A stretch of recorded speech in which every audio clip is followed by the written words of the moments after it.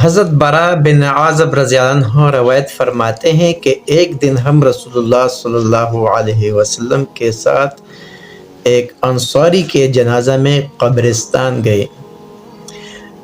جب قبر تک پہنچے تو دیکھا کہ ابھی لحد نہیں بنائی گئی ہے، اس وجہ سے نبی کریم صلی اللہ علیہ وسلم بیٹھ گئے، اور ہم بھی آپ صلی اللہ علیہ وسلم کے پاس باادب اس طرح بیٹھ گئے ہیں کہ جیسے ہمارے سروں پر پرندے بیٹھے ہیں، یعنی اس طرح خاموش دم بخود ہو کر بیٹھ گئے جیسا کہ ہم میں حرکت ہی نہیں رہی۔ پرندہ غیر متحرک چیز پر بیٹھتا ہے۔ رسول اللہ صلی اللہ علیہ وسلم کے ہاتھ مبارک میں ایک لکڑی تھی جس سے زمین کرید رہے تھے، جیسے کوئی غمگین کیا کرتا ہے۔ آپ صلی اللہ علیہ وسلم نے سر مبارک اٹھا کر فرمایا کہ قبر کے عذاب سے پناہ مانگو، 2 یا 3 مرتبہ یہی فرمایا۔ پھر فرمایا کہ بلا شبہ جب مومن بندہ دنیا سے جانے اور آخرت کا رخ کرنے کو ہوتا ہے تو اس کی طرف آسمان سے فرشتے آتے ہیں جن کے سفید چہرے سورج کی طرح روشن ہوتے ہیں، ان کے ساتھ جنتی کفن ہوتا ہے، جنت کی خوشبو ہوتی ہے۔ یہ فرشتے اس قدر ہوتے ہیں کہ جہاں تک اس کی نظر پہنچے وہاں تک بیٹھ جاتے ہیں۔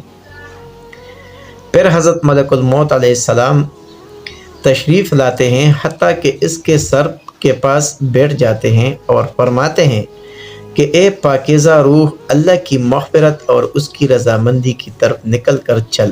چنانچہ اس کی روح اس طرح سہولت سے نکل آتی ہیں جیسے مشکیزہ میں یعنی پانی کا قطرہ بہتا ہوا باہر آ جاتا ہے۔ پس اسے حضرت ملک الموت علیہ السلام سے لیتے ہیں۔ ان کے ہاتھ میں لیتے ہی دوسرے فرشتے جو دور تک بیٹھے ہوتے ہیں پل بھر بھی ان کے ساتھ میں نہیں چھوڑتے، حتیٰ کہ اسے لے کر اسی کفن اور خوشبو میں رکھ کر آسمان کی طرف چل دیتے ہیں۔ اس خوشبو کے متعلق ارشاد فرمایا کہ زمین پر جو بھی کبھی عمدہ سے عمدہ خوشبو مشک کی پائی گئی ہے اس جیسی وہ خوشبو ہوتی ہے۔ پھر فرمایا کہ اس روح کو لے کر فرشتے آسمان کی طرف چڑھنے لگتے ہیں، اور فرشتوں کی جس جماعت پر بھی ان کا گزر ہوتا ہے وہ کون پاکیزہ روح ہے، وہ اس کا اچھے سے اچھا نام لے کر جواب دیتے ہیں کہ جس سے دنیا میں بلایا جاتا تھا کہ فلاں فلاں کا بیٹا ہے۔ اسی طرح پہلے آسمان تک پہنچتے ہیں اور آسمان کا دروازہ کھلواتے ہیں، چنانچہ دروازہ کھول دیا جاتا ہے اور وہ اس روح کو لے کر اوپر چلے جاتے ہیں، حتیٰ کہ 7ویں آسمان تک پہنچ جاتے ہیں۔ ہر آسمان کے مقربین دوسرے آسمان تک اسے رخصت کرتے ہیں۔ جب 7ویں آسمان تک پہنچ جاتے ہیں تو اللہ تعالیٰ فرماتے ہیں کہ میرے بندے کی کتاب علین میں لکھ دو، اسے زمین پر واپس لے جاؤ، کیونکہ میں نے انسان کو زمین ہی سے پیدا کیا ہے اور اسی میں اس کو لوٹا دوں گا اور اسی سے ان کو دوبارہ نکالوں گا۔ چنانچہ اس کی روح اس کے جسم میں واپس کر دی جاتی ہے۔ اس کے بعد 2 فرشتے اس کے پاس آتے ہیں جو آ کر اسے بٹھاتے ہیں، اس سے سوال کرتے ہیں کہ تیرا رب کون ہے؟ وہ جواب دیتا ہے میرا رب اللہ ہے۔ پھر اس سے پوچھتے ہیں کہ تیرا دین کیا ہے؟ وہ جواب دیتا ہے میرا دین اسلام ہے۔ پھر اس سے پوچھتے ہیں کہ یہ صاحب کون ہے جو تمہارے اندر بھیجے گئے؟ وہ کہتا ہے وہ اللہ کے رسول ہیں صلی اللہ علیہ وسلم۔ پھر اس سے دریافت کرتے ہیں کہ تیرا عمل کیا ہے؟ وہ کہتا ہے کہ میں نے اللہ کی کتاب پڑھی سو اس پر ایمان لایا اور اس کی تصدیق کی۔ اس کے بعد ایک منادی آسمان سے آواز دیتا ہے جو اللہ کا منادی ہوتا ہے کہ میرے بندہ نے سچ کہا ہے، سو اس کے لیے جنت کے بچھونے بچھا دو اور اس کو جنت کے کپڑے پہنا دو اور اس کے لیے جنت کی طرف دروازہ کھول دو۔ چنانچہ جنت کی طرف دروازہ کھول دیا جاتا ہے جس کے ذریعے جنت کا آرام اور خوشبو آتی رہتی ہے، اور اس کی قبر اتنی کشادہ کر دی جاتی ہے کہ جہاں تک اس کی نظر پہنچے۔ اس کے بعد نہایت خوبصورت چہرے والا، بہترین انسان والا اور پاکیزہ خوشبو والا ایک شخص اس کے پاس آ کر کہتا ہے کہ خوشی کی چیزوں کی بشارت سن لو، یہ تیرا وہ دن ہے جس کا تجھ سے وعدہ کیا جاتا تھا۔ وہ کہتا ہے تم کون ہو؟ तुम्हारा चेहरा हकीकत में चेहरा कहने के लायक है और उस लायक है कि अच्छी खबर लाए। वो कहता है कि मैं तेरा अमल सालिह हूँ। उसके बाद वो खुशी में कहता है कि ए रब क़यामत कायम फरमा, ए रब क़यामत कायम फरमा, ताकि मैं अपने अहल वयाल और माल में पहुँच जाऊँ। और बलाशबा जब काफिर बंदा दुनिया से जाने और आखिरत का रुख करने को होता है तो सियाह चेहरों वाले फरिश्ते आसमान से उसके पास आते हैं, जिनके साथ ठाठ होते हैं और उसके पास इतनी दूर तक बैठ जाते हैं जहाँ तक उसकी नज़र पहुँचती है। फिर मलकुल मौत तशरीफ़ लाते हैं हत्ता कि उसके सर के पास बैठ जाते हैं। फिर कहते हैं कि ए खबीस जान, अल्लाह की नाराज़गी की तरफ निकल। मलकुल मौत का ये फरमान सुनकर रूह उसके जिस्म में इधर उधर भागती फिरती है। लिहाजा मलकुल मौत उसकी रूह को जिस्म से इस तरह निकालते हैं जैसे बूटियाँ बोनने की सीख भीगे हुए ऊन से साफ़ की जाती है। यानी काफिर की रूह को जिस्म से ज़बरदस्ती इस तरह निकालते हैं जैसे भीगा हुआ ऊन कांटेदार सीख पर लिपटा हुआ हो और उसको ज़ोर से खींचा जाए।